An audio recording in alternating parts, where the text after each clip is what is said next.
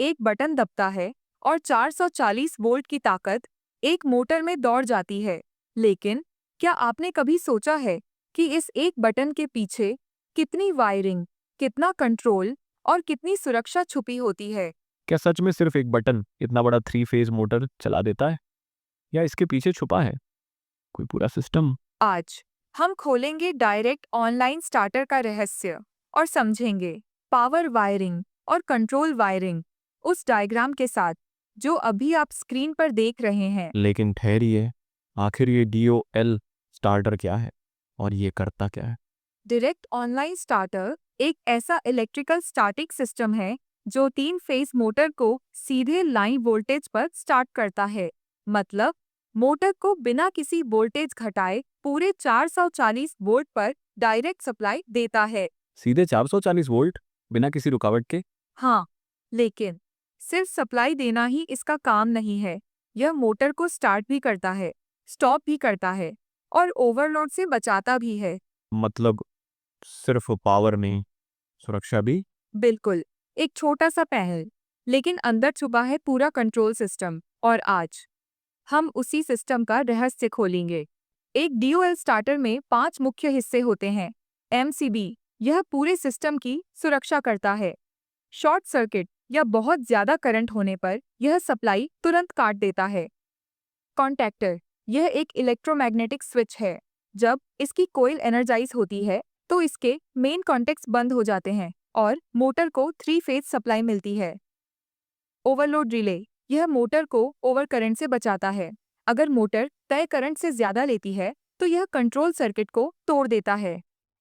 Start button और NO, normally open, इसे दबाने पर सर्किट कंप्लीट होता है। स्टॉप बटन और NC, नॉर्मली क्लोज्ड, यह सामान्य अवस्था में क्लोज्ड रहता है। दबाने पर सर्किट तोड़ देता है। और अब शुरू होता है असली खेल। अब ध्यान दीजिए पावर वायरिंग पर। 3 फेज सप्लाई RYB सबसे पहले जाती है MCB में। MCB के आउटपुट टर्मिनल से तीनों फेज जाते हैं कॉन्टैक्टर के मेन कॉन्टैक्ट्स में। कॉन्टैक्टर से निकलकर तीनों फेज जाते हैं ओवरलोड रिले में और ओवरलोड रिले से निकलकर सीधे मोटर के टर्मिनल में। जब कॉन्टैक्टर बंद होता है तभी मोटर को पूरा 440 वोल्ट मिलता है। मतलब कॉन्टेक्टर सच में एक दरवाजा है? बिल्कुल, दरवाजा बंद, मोटर चालू। दरवाजा खुला, मोटर बंद।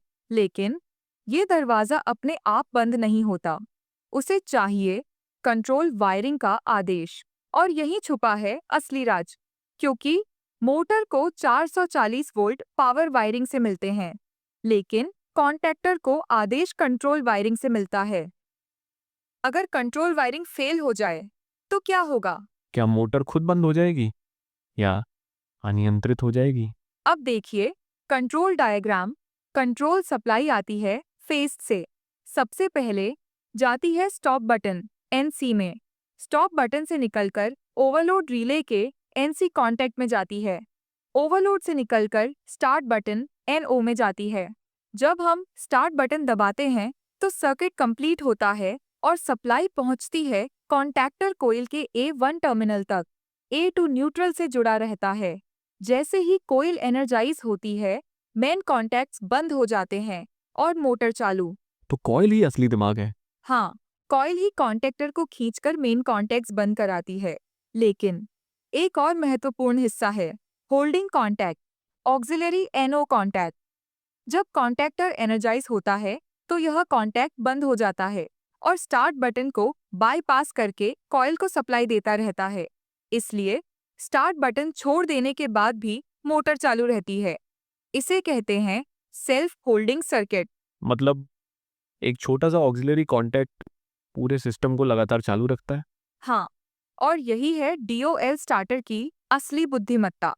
अगर मोटर ज्यादा करंट ले तो ओवरलोड रिले ट्रिप हो जाता है, उसका NC कॉन्टैक्ट खुल जाता है, कोईल की सप्लाई कट जाती है, कॉन्टैक्टर खुल जाता है और मोटर सुरक्षित बंद हो जाती है। तो अगली बार जब आप स्टार्ट बटन दबाएं तो याद रखिए RYB MCB contactor, overload, coil, holding contact सब मिलकर आपकी मोटर की रक्षा कर रहे हैं।